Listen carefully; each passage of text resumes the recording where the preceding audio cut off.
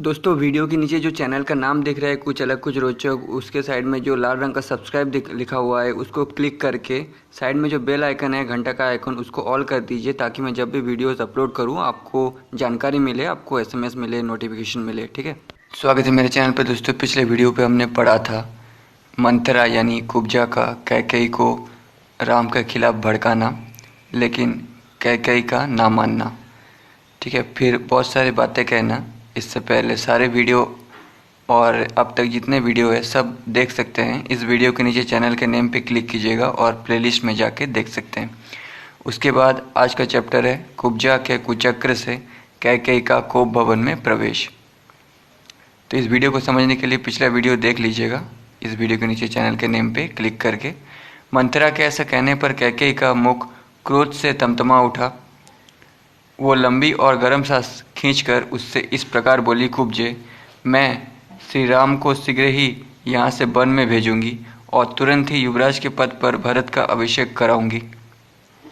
परंतु इस समय ये तो सोचो कि किस उपाय से अपना अभिष्ट साधन करूं, भरत को राज्य प्राप्त हो जाए और श्री राम उसे किसी तरह भी ना पा सके, ये काम कैसे बने।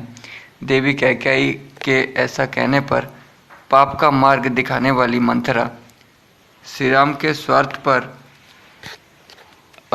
कुठाराघात करती हुई वहाँ कैकेयी से इस प्रकार बोली, कैकेयी नंदिनी, अच्छा आप देखो कि मैं क्या करती हूँ। तुम मेरी बात सुनो, जिससे केवल तुम्हारा पुत्र भरत ही राज्य प्राप्त करेंगे, श्री राम नहीं। कैकेयी, क्या तुम्हें स्मरण नहीं है या स्मरण होने पर भी मुझसे छिपा रही हो, जिसकी तुम मुझसे अनेक बार चर्चा करती रहती हो। अपने उसी प्रयोजन को तुम मुझसे सुनना चाहती हो, इसका क्या कारण है। विलासिनी, यदि मेरे ही मुंह से सुनने के लिए तुम्हारा आग्रह है तो बताती हूँ, सुनो और सुनकर इसी के अनुसार कार्य करो।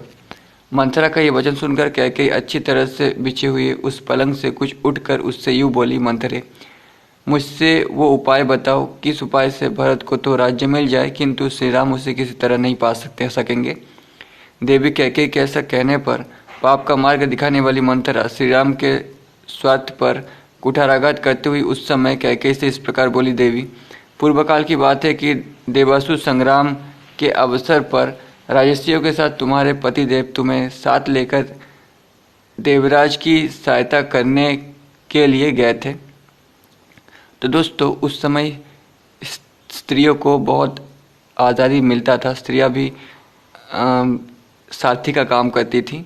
ठीक है, और युद्ध में पुरुषों का साथ देने जाती थी किसी न किसी रूप में। ठीक है, तो कैकेयी भी गई थी दशरथ के साथ। कैकेयी राजकुमारी दक्षिण दिशा में दंडकारण्य के भीतर वैजयंत नाम से विख्यात एक नगर है, जहाँ संबर नाम से प्रसिद्ध एक महान असुर रहता था। वो अपने ध्वजा से तिमी का चिन्ह धारण करता था और सैकड़ों मायाओं का जानकार था।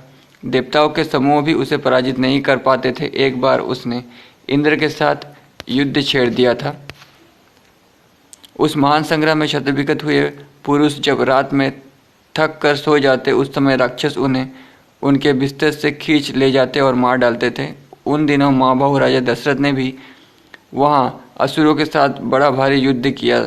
उस युद्ध में असुरों ने अपने अस्त्र शस्त्र द्वारा उनके शरीर को जर्जर कर दिया था। देवी, जब राजा की चेतना लुप्त सी हो गई, मतलब वो बेहोश होने लगे, उस समय सारथी का काम करती हुई तुमने अपने पति को रणभूमि में दूर हटाकर उनकी रक्षा की थी। जब वहाँ भी राक्षसों के शस्त्र से वे घायल हो गए, मतलब उस समय स्त्रियाँ ड्राइवर हुआ करती थी और भी बहुत सारे काम करके युद्ध में पुरुषों का सहायता करती थी। युद्ध से हटा के रक्षा किया था दशरथ का। जब वहाँ भी राक्षसों के शस्त्र से वे घायल हो गए, तब तुमने पुनः वहाँ से अन्यत्र ले जाकर उनकी रक्षा की। सुदर्शन ने इससे संतुष्ट होकर महाराज ने तुम्हें 2 वरदान देने को कहा। देवी, उस समय तुमने अपने पति से कहा, प्राणनाथ, जब मेरी इच्छा होगी तब मैं इन वरों को मांग लूँगी। उस समय उन महात्मा नरेश ने तथास्तु कहकर तुम्हारी बात मान ली थी। देवी, मैं इस कथा को नहीं जानती थी। पूर्व काल में तुम्ही ने मुझसे ये वृत्तांत कहा था। तब से तुम्हारे स्नेहवश मैं इस बात को मानी मन सदा याद रखती आई हूँ। तुम इन वरों के प्रभाव से स्वामी को वश में करके श्री राम के अभिषेक के आयोजन को पलट दो। तुम उन दोनों वरों को अपने स्वामी से मांगो। एक वर के द्वारा भरत का राज्याभिषेक और दूसरे के द्वारा श्री राम का 14 वर्ष तक का वनवास मांग लो। जब श्री राम 14 वर्ष के लिए वन में चले जाएंगे, तब उतने समय में तुम्हारे पुत्र भरत समस्त प्रजा के हृदय में अपने लिए स्नेह पैदा कर लेंगे और इस राज्य पर स्थिर हो जाएंगे। अश्वपति कुमारी, तुम इस समय मैले वस्त्र पहन लो और कोप भवन में प्रवेश करके कुपित से होकर बिना बिस्तर के ही भूमि पर लेट जाओ। राजा आवे और उनकी और आंखें उठाकर ना देखो और ना उनसे कोई बात ही करो। महाराज को देखते ही रोते हुए शोकमग्न हो धरती पर लौटने लगो। इसमें तनिक भी संदेह नहीं कि तुम अपने पति को सदा ही बड़ी प्यारी रही हो। तुम्हारे लिए महाराज आग में भी प्रवेश कर सकते हैं। वे ना तो तुम्हें कुपित कर सकते हैं और ना कुपित अवस्था में तुम्हें देख ही सकते हैं। राजा दशरथ तुम्हारा प्रिय करने के लिए अपने प्राणों का भी त्याग कर सकते हैं। महाराज तुम्हारी बात किसी तरह टाल नहीं सकते। मुग्ध है, तुम अपने सौभाग्य के बल का स्मरण करो। राजा दशरथ तुम्हें भुलावे में डालने के लिए मणि, मोती और सुवर्ण तथा भांति भांति के रत्न देने की चेष्टा करेंगे, किंतु तुम उनकी ओर मन न चलाना। महाभागे देवासुर संग्राम के अवसर पर राजा दशरथ ने वे जो 2 वर दिए थे, उनका उन्हें स्मरण दिलाना। वरदान के रूप में मांगा गया वो तुम्हारा अभिष्ट मनोरथ सिद्ध हुए बिना नहीं रह सकता। रघुकुल नंदन राजा दशरथ जब स्वयं तुम्हें धरती से उठाकर वर देने को उद्यत हो जाए, तब उन महाराज को सत्य की शपथ दिलाकर खूब पक्का करके उनसे वर मांगना। वर मांगते समय कहना कि नृपश्रेष्ठ, आप श्री राम को 14 वर्ष के लिए बहुत दूर वन में भेज दीजिए और भरत को भूमंडल का राजा बनाइए। श्री राम के 14 वर्ष के लिए वन में चले जाने पर तुम्हारे पुत्र भरत का राज्य सुदृढ़ हो जाएगा और प्रजा आदि को वश में कर लेने से यहाँ उनकी जड़ जम जाएगी। फिर 14 वर्षों के बाद भी वे आजीवन स्थिर बने रहेंगे। देवी, तुम राजा से श्री राम के वनवास का वर अवश्य मांगो। पुत्र के लिए राज्य की कामना करने वाली कैकेयी, ऐसा करने से तुम्हारे पुत्र के सभी मनोरथ सिद्ध हो जाएंगे। इस प्रकार वनवास मिल जाने पर ये राम राम नहीं रह जाएंगे। इनका आज जो प्रभाव है वो भविष्य में नहीं रह सकेगा और तुम्हारे भरत भी शत्रुहीन राजा होंगे। जिस समय श्री राम वन में लौटेंगे, उस समय तक तुम्हारे पुत्र भरत भीतर और बाहर से भी दृढ़मूल हो जाएंगे। उनके पास सैनिक बल का भी संग्रह हो जाएगा। जितेंद्रिय तो वे हैं ही। उनके सुहृदों के साथ रहकर दृढ़मूल हो जाएंगे। इस समय मेरी मान्यता के अनुसार राजा को श्री राम के राज्याभिषेक के संकल्प से हटा देने का समय आ गया है। अतः तुम निर्भय होकर राजा को अपने वचनों में बांध लो और उन्हें श्री राम के अभिषेक के संकल्प से हटा दो। ऐसी बातें कहकर मंत्रा ने कैकेयी की बुद्धि में अनर्थ को ही अर्थ रूप में जचा दिया। कैकेयी को उसकी बात पर विश्वास हो गया और वो मन ही मन बहुत प्रसन्न हुई। यद्यपि वो बहुत समझदार थी, तो भी कुबरी के कहने से नादान बालिका की तरह कुमार्ग पर चली गई। अनुचित काम करने को तैयार हो गई। उसे मंथरा की बुद्धि पर बड़ा आश्चर्य हुआ, तो नादान बालिका की तरह कुब्जा की बातों पे कैकेयी आ गई। उसे मंथरा की बुद्धि पर बड़ा आश्चर्य हुआ और वो उसे इस प्रकार बोली, हित की बात बताना में कुशल कुब्जे, तू एक श्रेष्ठ स्त्री है। मैं तेरी बुद्धि की अवहेलना नहीं करूँगी। बुद्धि के द्वारा किसी कार्य का निश्चय करने में तू इस पृथ्वी पर सभी कुब्जाओं में उत्तम है। केवल तू ही मेरी हितैषिणी है और सदा सावधान रहकर मेरा कार्य सिद्ध करने में लगी रहती है।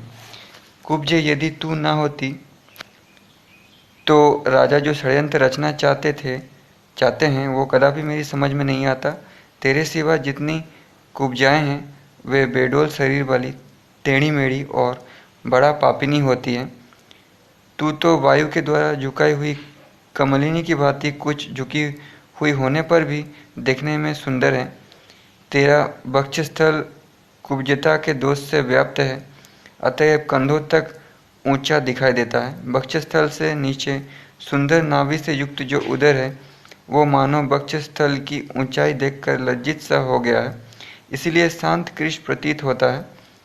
तेरा जघन विस्तृत है और दोनों स्तन सुंदर और स्थूल है। मंथरे, तेरा मुख निर्मल चंद्रमा के समान अद्भुत शोभा पा रहा है। करधनी की लड़ियों से विभूषित तेरी कटी का अग्रभाग बहुत ही स्वच्छ रोमादि से रहित है। मंथरे, तेरी पिंडलियाँ परस्पर अधिक सटी हुई है। तो दोस्तों उस समय ऐसा ही तारीफ किया जाता था, ठीक है। उस समय लोग ज़्यादा बदमाश या चालाक नहीं हुआ करते थे, जो भी दिल में है वो बाहर रखते थे। और दोनों पैर बड़े बड़े हैं। तू विशाल जांघों से सुशोभित होती है। सुबह जब तू रेशमी साड़ी पहनकर मेरे आगे आगे चलती है तब तेरी बड़ी शोभा होती है। असुरराज संबर को जिन सहस्त्र मायाओं का ज्ञान है वे सब तेरे हृदय में स्थित है। इनके अलावा भी तू हजारों प्रकार की मायाएं जानती है। इन मायाओं का समुदाय ही तेरा यह बड़ा सा कुबड़ है जो रथ के अग्रभाग के समान बड़ा है। तो यहाँ पे माया का मतलब है चालाकी या छल। इसी में तेरी मति, स्मृति और बुद्धि, राजनीति तथा नाना प्रकार की मायाएं निवास करती हैं। सुंदरी कुब्जे, यदि भरत का राज्याभिषेक हुआ और श्री राम वन को चले गए तो मैं सफल मनोरथ एवं संतुष्ट होकर अच्छी जाति के खूब तपाए हुए सोने की बनी हुई सुंदर स्वर्णमाला तेरे इस कुब्बड़ को पहनाऊंगी और इस पर चंदन का लेप लगवाऊंगी। कुब्जे, तेरा मुख पर सुंदर और विचित्र सोने का टीका लगवा दूंगी और तू बहुत से सुंदर आभूषण एवं 2 उत्तम वस्त्र धारण करके देवांगनाओं के समान विचरण करेंगी। चंद्रमा से होड़ लगाने वाले अपने मनोहर मुख द्वारा तू ऐसी सुंदर लगेगी कि तेरे मुख की कहीं समता नहीं रह जाएगी और शत्रुओं के बीच में अपने सौभाग्य पर गर्व प्रकट करती हुई तू सर्वश्रेष्ठ स्थान प्राप्त कर लेंगी। जैसे तू सदा मेरे चरणों की सेवा करती रहती है उसी प्रकार समस्त आभूषणों से विभूषित बहुत सी कुब्जाएं तुझ कुब्जा के भी चरणों की सदा परिचर्या किया करेंगी। जब इस प्रकार कुब्जा की प्रशंसा की गई तब उसने वेदों पर प्रज्वलित अग्निशिखा के समान शुभ शैया पर शयन करने वाले कैकेयी से इस प्रकार कहा, कल्याणी, नदी का पानी निकल जाने पर उसके लिए बांध नहीं बांधा जाता।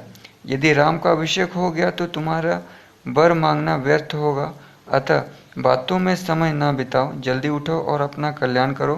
कोप भवन में जाकर राजा को अपनी अवस्था का परिचय दो। मंथरा के इस प्रकार प्रोत्साहन देने पर सौभाग्य के मत से गर्व करने वाली विशाल लोचना सुंदरी कैकेयी देवी उसके साथ ही कोप भवन में जाकर लाखों की लागत के मोतियों के हाथ तथा दूसरे सुंदर बहुमूल्य आभूषणों को अपने शरीर से उतार कर फेंकने लगी। सोने के समान सुंदर कांति वाली कैकेयी कुब्जा की बातों के वशीभूत हो गई थी, अतः वो धरती पर लेटकर मंथरा से इस प्रकार बोली, कुब्जे, मुझे ना तो सुवर्ण से, ना रत्न से और ना भांति भांति के भोजन से ही कोई प्रयोजन है। यदि श्री राम का राज्याभिषेक हुआ तो ये मेरे जीवन का अंत होगा। अब या तो श्री राम के वन में चले जाने पर भरत को इस भूतल का राज्य प्राप्त होगा अथवा तू यहाँ महाराज को मेरी मृत्यु का समाचार सुनाएगी। तदनंतर कुब्जा महाराज दशरथ की रानी और भरत की माता कैकेयी से अत्यंत क्रूर वचनों द्वारा पुनः ऐसी बात कहने लगी जो लौकिक दृष्टि से भरत के लिए हितकर और राम के लिए अहितकर थी। कल्याणी, यदि श्री राम इस राज्य को प्राप्त कर लेंगे तो निश्चय ही तुम्हारे पुत्र भरत सहित तुम भारी संताप में पड़ जाओगी, अतः ऐसा प्रयत्न करो जिससे तुम्हारा पुत्र भरत का राज्याभिषेक हो जाए। इस प्रकार कुब्जा ने अपने वचन रूपी बाणों का बारंबार प्रहार करके जब रानी कैकेयी को अत्यंत घायल कर दिया तब वो अत्यंत विस्मित और कुपित हो अपने हृदय पर दोनों हाथ रख कर कुब्जा से बारंबार इस प्रकार कहने लगी, कुब्जे, अब या तो रामचंद्र के अधिक काल के लिए वन में चले जाने पर भरत का मनोरथ सफल होगा, या तो मुझे यहाँ से यमलोक में चली गई सुनकर महाराज से ये समाचार निवेदन करेंगी। यदि राम यहाँ से वन को नहीं गए तो मैं ना तो भांति भांति के बिछौने, ना फूलों के हार, ना चंदन, ना अंजन, ना पान, ना भोजन, ना दूसरी ही कोई वस्तु लेना चाहूँगी। उस दशा में तो मैं यहाँ इस जीवन को भी नहीं रखना चाहूँगी। ऐसे अत्यंत कठोर वचन कहकर कैकेयी ने सारे आभूषण उतार दिए और बिना बिस्तर के ही वो खाली जमीन पर लेट गई। उस समय वो स्वर्ग से भूतल पर गिरी हुई किसी किन्नरी के समान जान पड़ती थी। उसका मुंह बड़े हुए अमर्ष रूपी अंधकार से आच्छादित हो रहा था। उसके अंगों से उत्तम पुष्पहार और आभूषण उतर चुके थे। उस दशा में उदास मन वाली राजरानी कैकेयी, जिसके तारे डूब गए हो, उस अंधकाराच्छन्न आकाश के समान प्रतीत होती थी। नेक्स्ट चैप्टर, राजा दशरथ का कैकेयी के भवन में जाना, उसे कोप भवन में स्थित देखकर दुखी होना और उसको अनेक प्रकार से सांत्वना देना। पापिनी कुब्जा ने जब देवी कैकेयी को बहुत उल्टी बातें समझा दी, तब वो विषक्त बाण से सिद्ध हुई किन्नरी के समान धरती पर लौटने लगी। मंथरा के बताए हुए समस्त कार्यों को ये बहुत उत्तम है, ऐसा मनी मन निश्चय करके बातचीत में कुशल भाविनी कैकेयी ने मंथरा से धीरे धीरे अपने सारा मंतव्य बता दिया।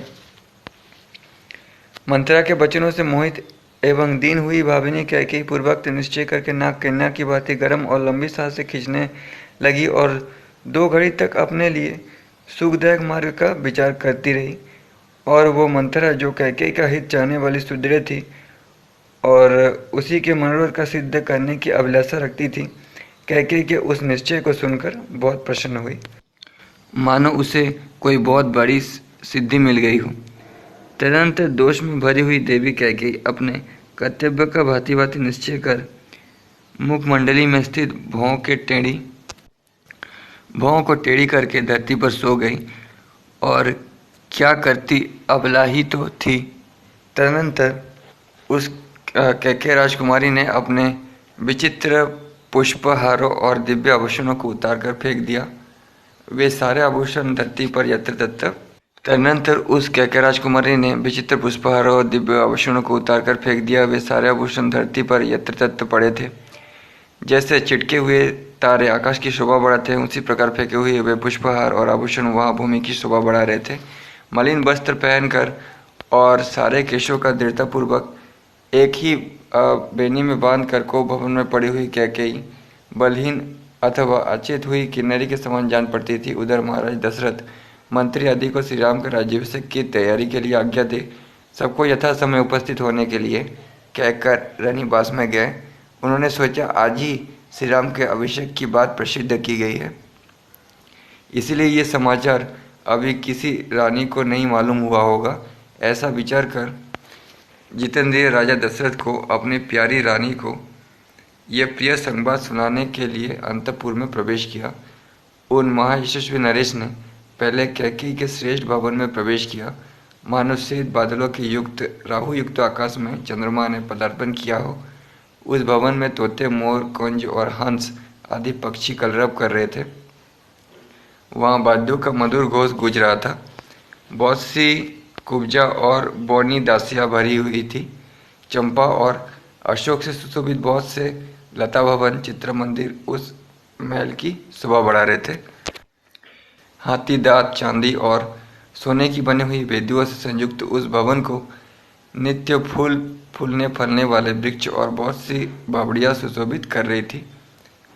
उसने हाथी पर चांदी और सोने के बने हुए उत्तम सिंहासन रखे गए थे। नाना प्रकार के अन्न, पान और भांति भांति के भोज्य पदार्थों से वो भवन भरा पूरा था। बहुमूल्य आभूषणों से संपन्न कैकेयी का वो भवन स्वर्ग के समान शोभा पा रहा था।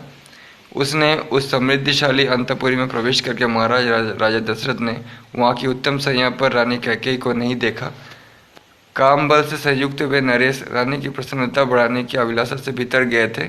वहाँ अपने प्यारी पत्नी को ना देखकर उनके मन में बड़ा विषाद हुआ और वे उनके विषय में पूछताछ करने लगे। इससे पहले रानी कैकेयी राजा के आगमन की उस बेला में कहीं अंतत नहीं जाती थी। राजा ने कभी सुने भवन में प्रवेश नहीं किया था, इसलिए वे घर में आकर कैकेयी के बारे में पूछने लगी। उन्हें यह मालूम नहीं था कि वो मूर्खा कोई स्वार्थ सिद्ध करना चाहती है। अतः उन्होंने पहले की ही भांति प्रतिहारी से उसके विषय में पूछा। प्रतिहारी बहुत डरी हुई थी। उसने हाथ जोड़कर कहा, देवी कैकेयी अत्यंत कुपित होकर भवन की ओर दौड़ी गई है।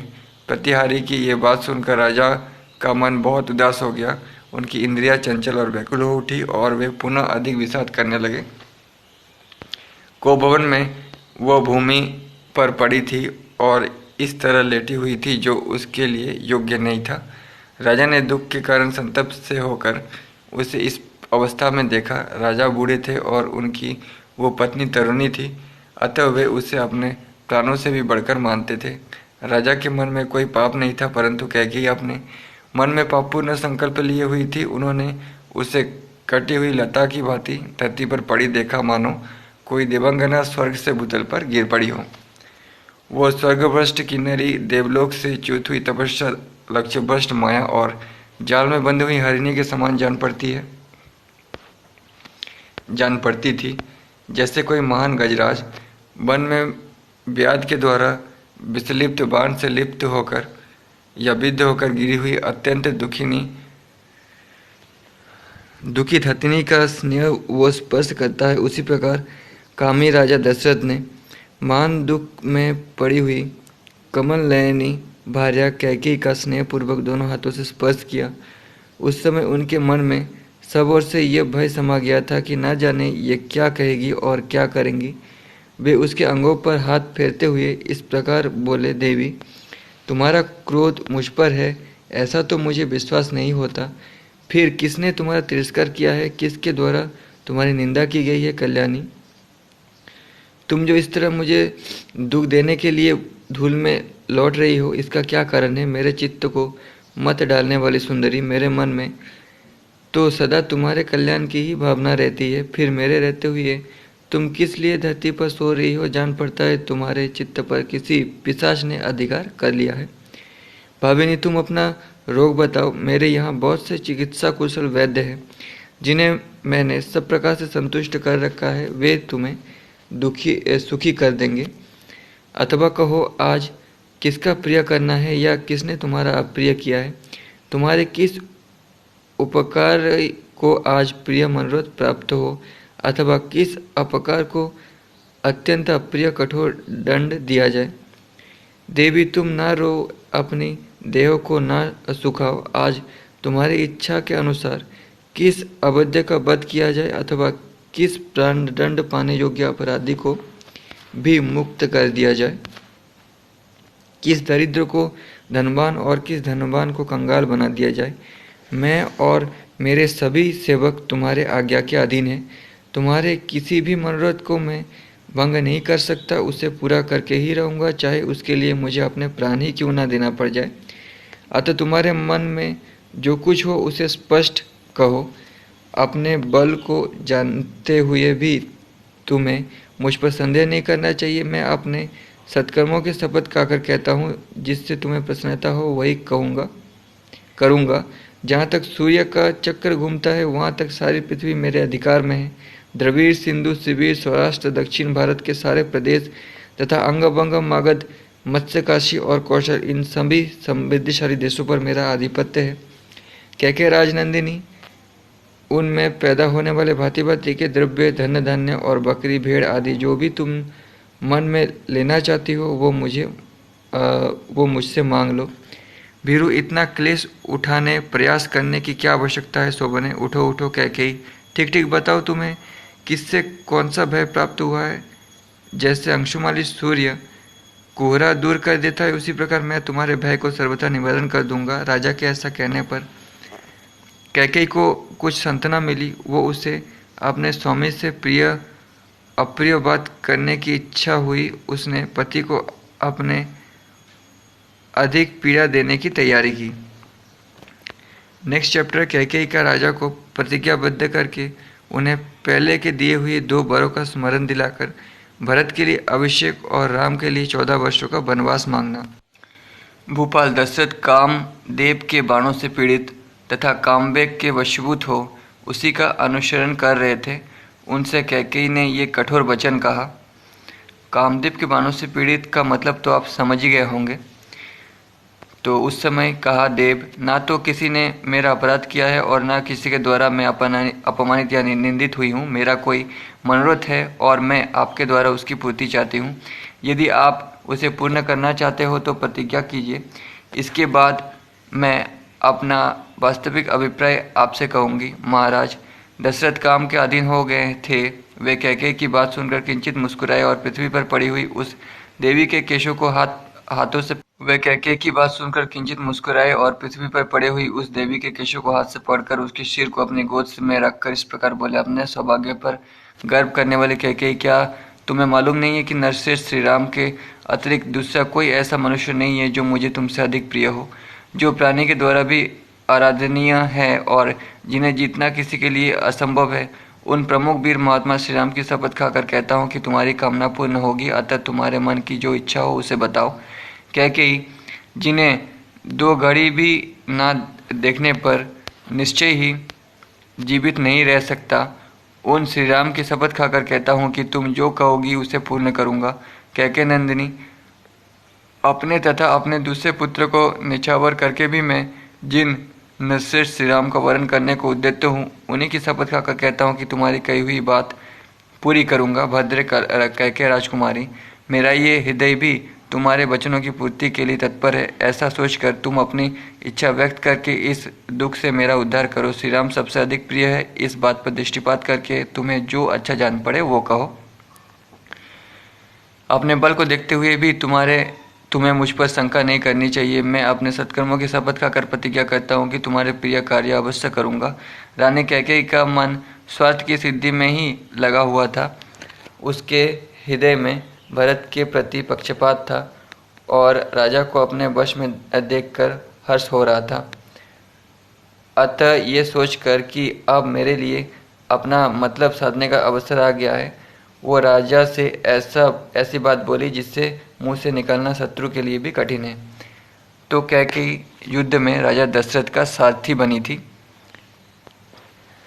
राजा के उस शपथयुक्त वचनों से उसका बड़ा हर्ष हुआ था। उसने अपने उस अभिप्राय को जो पास आए हुए यमराज के समान अत्यंत भयंकर था इन शब्दों में व्यक्त किया, राजन, आप जिस तरह क्रमशः शपथ खाकर मुझे वर देने को उद्यत हुए हैं, उसे इंद्र आदि 33 देवता सुन लें। चंद्रमा, सूर्य, आकाश, ग्रह, रात, दिन, दिशा, जगत, ये पृथ्वी, गंधर्व, राक्षस, रात में विचरने वाले प्राणी, घरों में रहने वाले गृह देवता और इनके अतिरिक्त भी जितने प्राणी हो, वे सब आपके कथनों को जान लें, आपकी बातों के साक्षी बने। सब देवता सुने। महातेजस्वी सत्यप्रति के धर्म के ज्ञाता, सत्यवादी तथा शुद्ध आचार विचार वाले ये महाराज मुझे वर दे रहे हैं। इस प्रकार काम मोहित होकर वर देने को उद्यत हुए महाधनुधर राजा दशरथ को अपनी मुट्ठी में करके देवी कैकेयी ने पहले उनकी प्रशंसा की, फिर इस प्रकार कहा, राजन, उस पुरानी बात को याद कीजिए जबकि देवासुर संग्राम में हुआ था। वहाँ शत्रु ने आपको घायल कर दिया था, केवल प्राण नहीं लिए थे। देव, उस युद्ध में सारी रात जग कर अनेक प्रकार से प्रयत्न करके जो मैंने आपके जीवन की रक्षा की थी, उसे संतुष्ट होकर आपने मुझे वर दिया था। देव, पृथ्वीपाल रघुनंदन, आपके दिए हुए वे दोनों वर मैंने धरोहर के रूप में आपके ही पास रख दिए हैं। आज इस समय उन्हीं की खोज करती हूँ। इस प्रकार धर्मतः प्रतिज्ञा करके यदि आप मेरे उन वरों को नहीं देंगे तो मैं अपने को आपके द्वारा अपमानित हुई समझकर आज ही प्राणों का परित्याग कर दूंगी। जैसे मृग बहली की वाणी मात्र से अपने ही विनाश के लिए उसके जाल में फंस जाता है, उसी प्रकार कैकेयी के वशीभूत हुए राजा दशरथ उस समय पूर्वकाल में वरदान वाक्य का स्मरण करने मात्र से अपने ही विनाश के लिए प्रतिज्ञा बंधन में बंध गए।